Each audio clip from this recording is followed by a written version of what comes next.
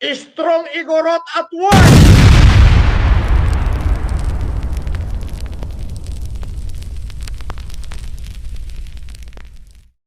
Gatas na gatas! Gatas na gatas!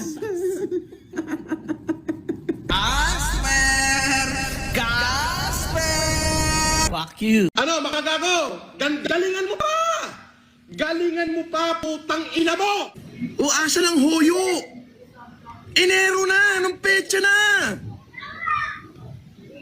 Pudjinyos, asa ng hoyo?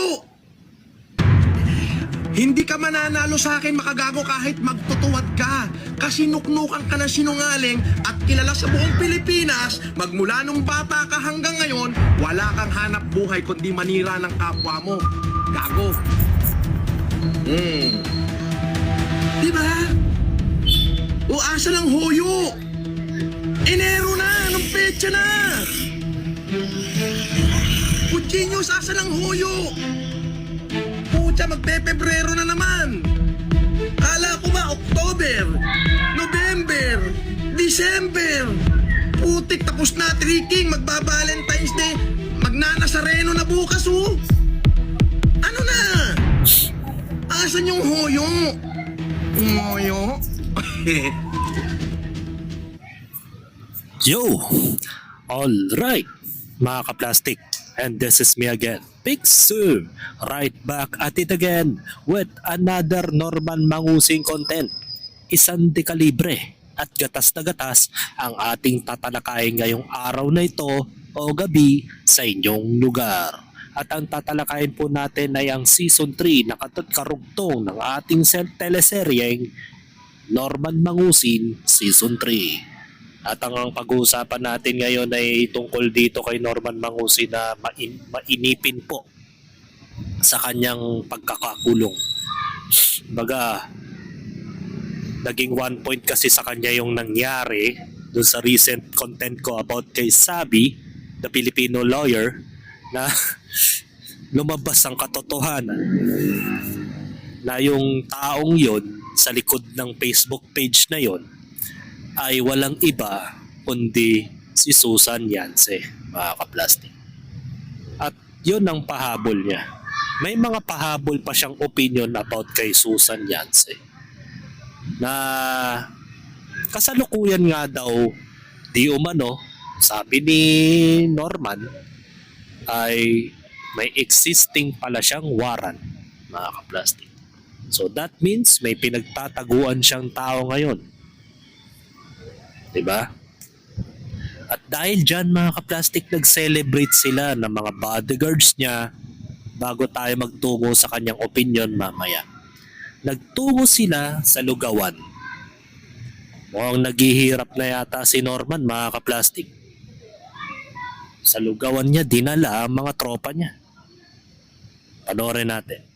Para kumain. Yung mga gunner mo, nasa labas daw. Huwag ka mo lumapit 50 meters away. Ayoko na Naulo. intimidate yung mga kapit. Andito kami sa Mall of Asia. Hindi na ako natigil ng kalalakad sa sobrang dami na nagpapapicture. Okay? Doon ko napatunayan na marami palang nagmamahal sa akin. Ha? Talaga? Baka nga kung meron nga lang yung sinaksak ka na ng hiringgilye. Marami nagmamahal. Wow! Huwag mo nga kaming bulugin, Norman. Yung mga nagpapapicture sa inyo, kasi bihira na lang kasi sa wildlife yung mga kagaya mo, Norman. Endangered ka na kasi. Kaya pinipicturean kanila ng mga tao at hindi talaga na totally fans mo yan, mga ka-plastic. Kaya huwag kang assuming na ikaw ay pinagkakaguluhan daw. Nasaan ang pruweba? Sa sobrang dami na nagpapapicture. Okay? Doon ko napatunayan na marami palang nagmamahal sa akin. Why? Ngayon, wala kaming pwedeng kainin ni Casper.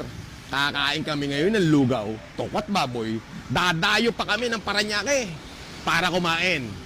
See you there! Oh, Yung mga gunner mo, nasa labas daw. ito yon, mga ka-plastic.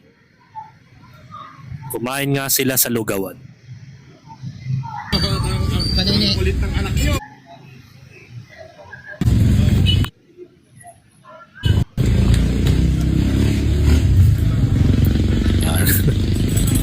Boyong,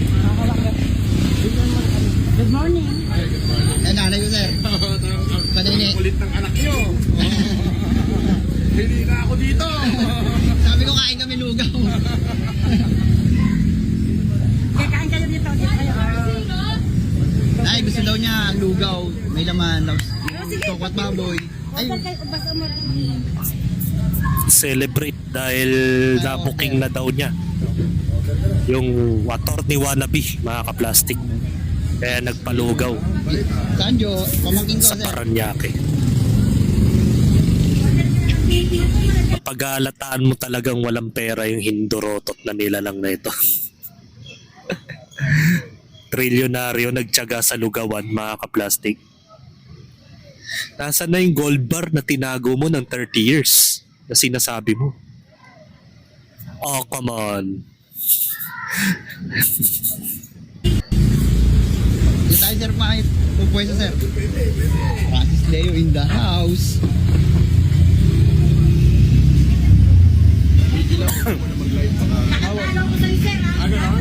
Video to, nanay. Video lang to, di ba? Video lang to, di ba? Video?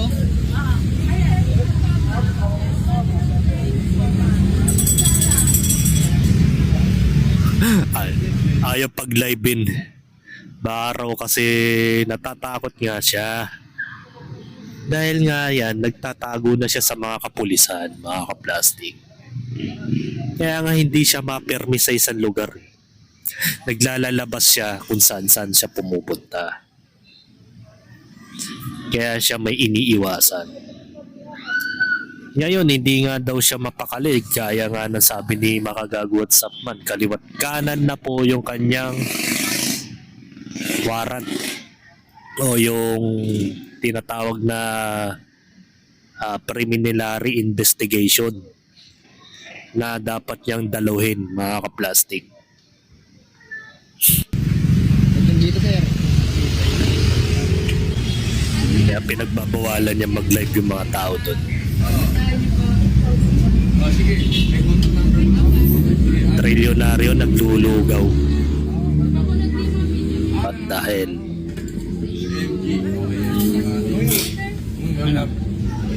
Oh, Master. Ikaw, wala kang sasakyan eh. Oh. Oh, pag-aataw mo na para magkasasakyan. Naka-video ko ngayon. Oh, okay. Oh, Oh, banat. Banat. ay, thank you po. Oh, ang kulit ng anak nyo. May lakad kami. Sabi, daan po kami. Oh, game. Okay, welcome. tuwa mga tanga. Thank you so much. Gamit-gamit niya yung sasakyan niya na H150. E150 ba yun? Yung pinarapol niya sa isang pulis na Master Sergeant, Senior Sergeant. O bakit pinarapol? Nasa kanya. Akala ko ba binamigay mo na yan? Ba't ngayon gamit-gamit mo?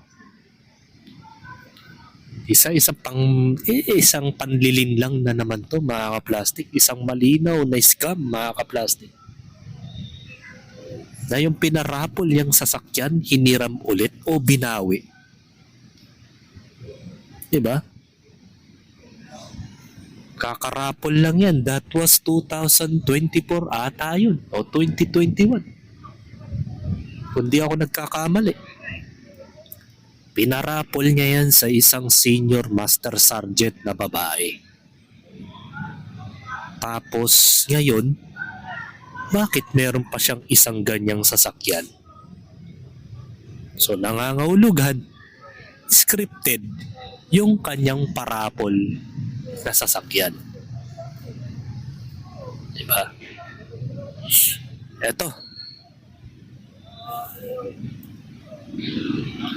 Ito yung paliwanag niya, mga kaplastik, about kay Sabi Filipino lawyer.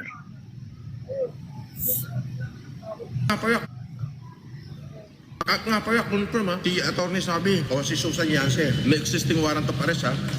Kailangan niya ng mahuli. At ang sinasabi ng mga kapulisan, kung sino man daw ang nagkakalong sa kanya, damay by hoarding a criminal. At nga pala, confirm si attorney sabi, Patay. At may possibility na madama itong isang vlogger na pinoprotektahan niya nung nakaraang vlog niya na sinasabi niya yung enemy daw niya is not my enemy. Yung tinuturing niyang kinakalaban daw niya ng kanyang kakampi ay hindi niya tinuturing na kalaban. As long as hindi daw siya inaagrabyado, mga kaplastic. Mukhang madadama yun. At base nga dun sa may nag-comment sa akin sa recent video ko about doon, ay sinabi nga daw na dati yung vlogger na yon di umano ay may mga dating krimen na ginawa daw. Yan ang sabi ng commenters ko. At ang sabi daw niya is may recent scamming na ginawa rin yung taong yun. Suportado din niya yung si Kulaong. Yun ang sabi. So may madedehado mga kaplastic. Kaya nga sabi ko sa kanila from the start, huwag na kayong sumama ng isang anay sa isang grupo. Imbis na iisa lang po ang mahuhuli, mukhang may madadamay na ibang vlogger. What if biglang nagsalita yun? At sinabi niya na isa ka rin naman sa mga nag-scam. Ako nga, that was 2017, sabi niya. Sabi. 2017 ang scam ng mga OFW patungkol sa mga annulment na pinapalakad niya, mga kaplastic. Tapos ito naman, yung isang vlogger, and that was sa pandemic time, na kung saan ay kasama siya dun sa pang-i-scam niya kasama si Kulao. Diba? o si Susan Yance, Ito. Sabi ni Norman, additional. na siya ng mga kapulisan ngayon at merong reward na 50. Siya, ang matindi, alam mo ba na si attorney sabi ay si Susan Yance. Oo. Biruin mo, pinanatan pa ako. Hindi nakatiis yung tropa, hindi labas. Dating istapador yan, ang daming inistapa niyan. Sabing ganun. Pinakita ko nga, nakaposa siya sa pulis. Tapos, tinira uli ako. Puta, sinabi ng tropa kong pulis, sabi niya, may existing warrant of arrest yan. Ano na, hindi na pwedeng bailan kasi decision na ng korte na isi-serve niya na yung sentence. Kumbaga, on bail pala siya, pero nagtuloy yung trial. Nagtuloy yung trial, Widya, at may warrant na siya, hindi na siya sumipot. So, sentensyado na siya, hindi siya sumipot. Oo, yung pala yung nangyari. Oo, Widya.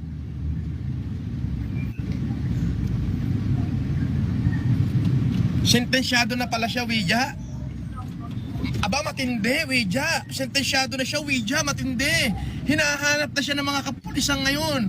At merong reward na 50. Sabi niya, boss, tagal na namin hinahanap yan. Sabi niya, kung hindi mo in-expose, di namin malalaman na siya yung sabi. Ngayon, dine-activate niya yung Facebook niya at saka YouTube niya. Eto matindi. Alam mo ba ni matindi, Widya? Nagpalit ng pangalan. Yung YouTube niya ngayon, si Rhea Macapagal naman ngayon siya. Oo, matindi. Daming alam Rhea Macapagal daw, mga kaplastic. Nag-multiple alter ego kagaya ni Norman Mangusin.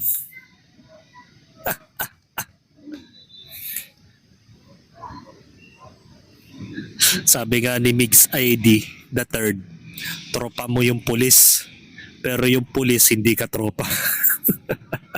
Basag. Imagine, sabi ni Rob Lil, ouch. Imagine kung gaano kaitim ang labi niya. Wag niyong itanong itsura. Kuyukot niya. Magkahawig. Magkawig yung kuyukot tsaka yung labi niyang maitim. Sabi ni Eds Brizuela, biglang tropa. Pasabit-sabit ka nga talaga, hilig ng tahi ng kwento. So hindi naman natin masasabi yung kanyang statement about dito kay Sabi na hindi na daw bailable ang kanyang kaso dahil hindi daw sumipot. So wala pa tayong credible source na talagang totoo yun. Kasi ang punto natin mga kaplastik, bakit hindi siya nagpe-face reveal?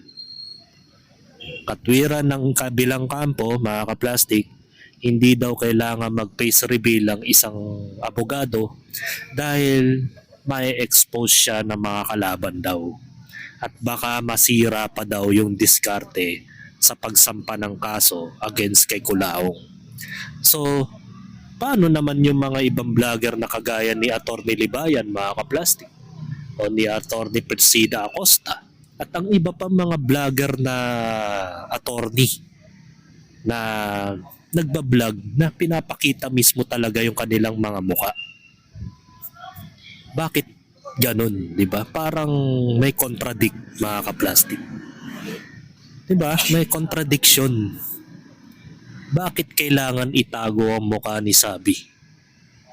Ang gusto lang naman na ipaiwatig ni Culaong ay ipakita niya yung pagmumukha niya kung nagkakamali siya ng husga na hindi talaga siya si Susan. Diba? Pero bakit ganun? Sabi daw dito sa isang post. Teka, tingnan natin kung may post yun.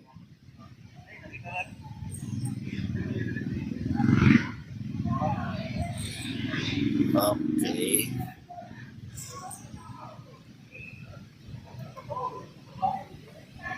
Teka, hindi yan.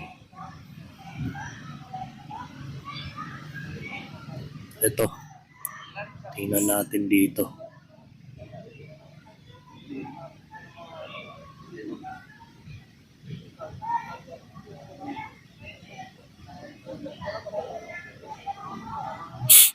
Ito. Mag-iiba muna tayo ng konteksto. Kasi parang hindi ko yata na-save yung post na yon na kung bakit hindi pinapakita ang mukha ni Sabi Filipino lawyers. Kasi ang katwiran naman ni Food Genius dito sa post niya ay gusto lang daw niyang linawin ang ilang mga bagay na nauunawaan ko po ang galit, inis at pagkadismaya ng marami sa atin. Totoo po na masakit at nakaka-frustrate ang isang pakiramdam na parang tayo ang na-dupe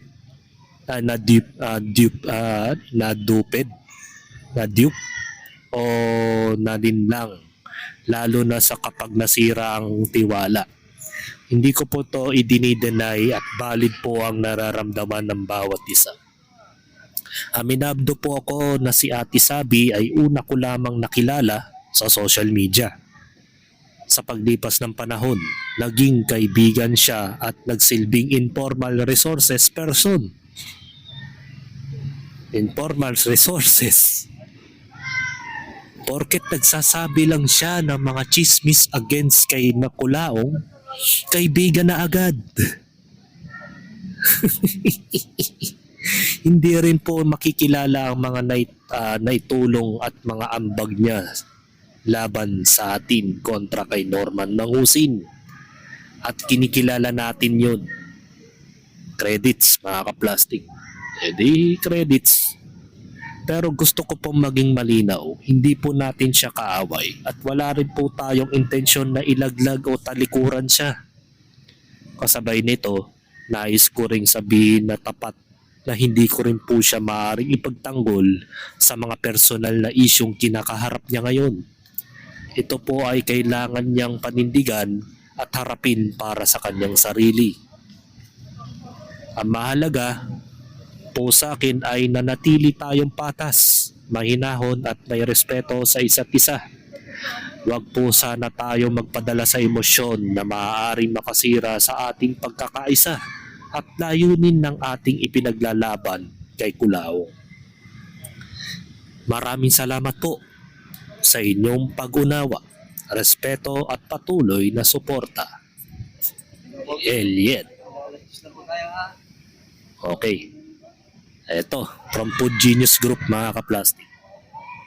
So, sabi the Filipino Pettipoggers, patas, mahinon at may respeto sa kaisa't isa, sure ka? Placing the crosshair on the individual is fair, condemnation and respectable. That's how you repay his leniency. You've been milking the guy and he tolerate but you crossed the line. Nahuli na nga yung isa sa service bell, ikaw naman nagpahuli sa bunganga. Learn your lessons, man. Ay nako. Baga, ina-isolate naman niya yung mga sinabi niya about dun kay Sabi. Naging kakampi nila dahil naging credible sources nila. Diba? Marami silang nakuwang impormasyon mula kay Kulao. Pero paano kung namumuhunan lang po sila namumuhunan lang si Sabi ng tiwala? Diba mga ka-plastic?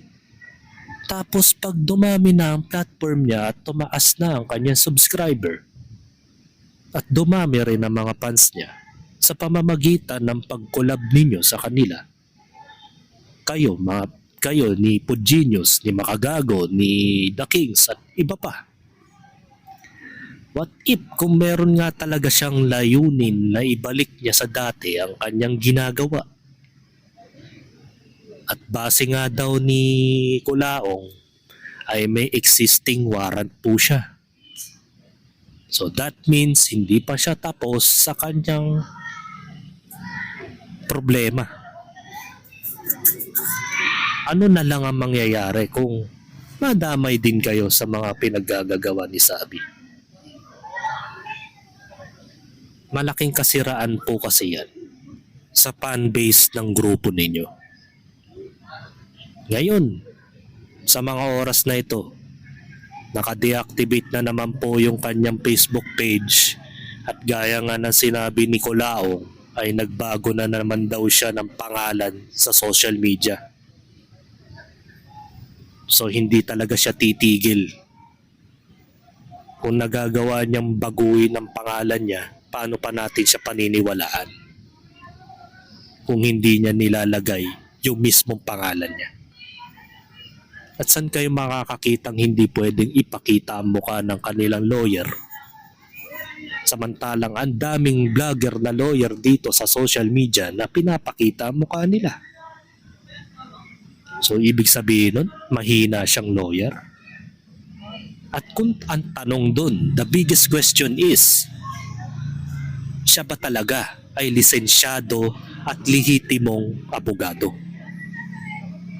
Ni wala nga siyang may patunay, wala siyang naipakita, ni hindi nga niya sinasabi kung magkaiba ang personalidad nila bilang Susan at bilang Sabi.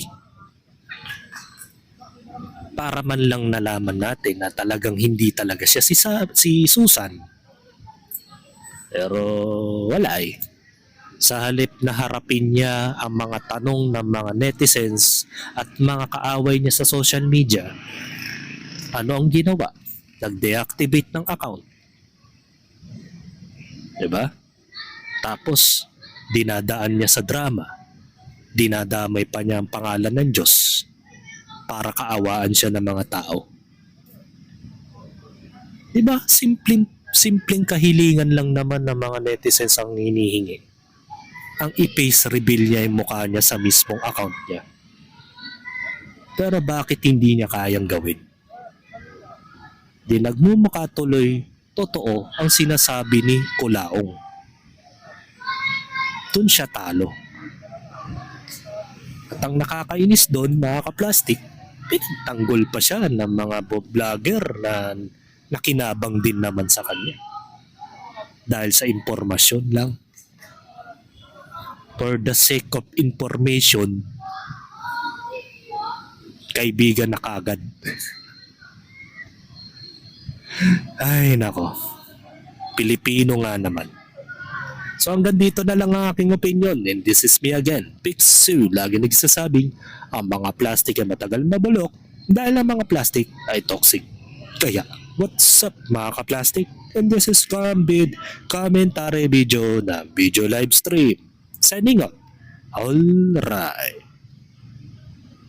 Mga ka-plastic, kung nagustuhan nyo ang aking video, isubscribe nyo lang ang aking channel. At the same time, i-hit nyo rin ang notification bell at yung all para ma-notify kayo sa aking susunod ko pang video sa aking YouTube channel. Maraming salamat po mga ka-plastic.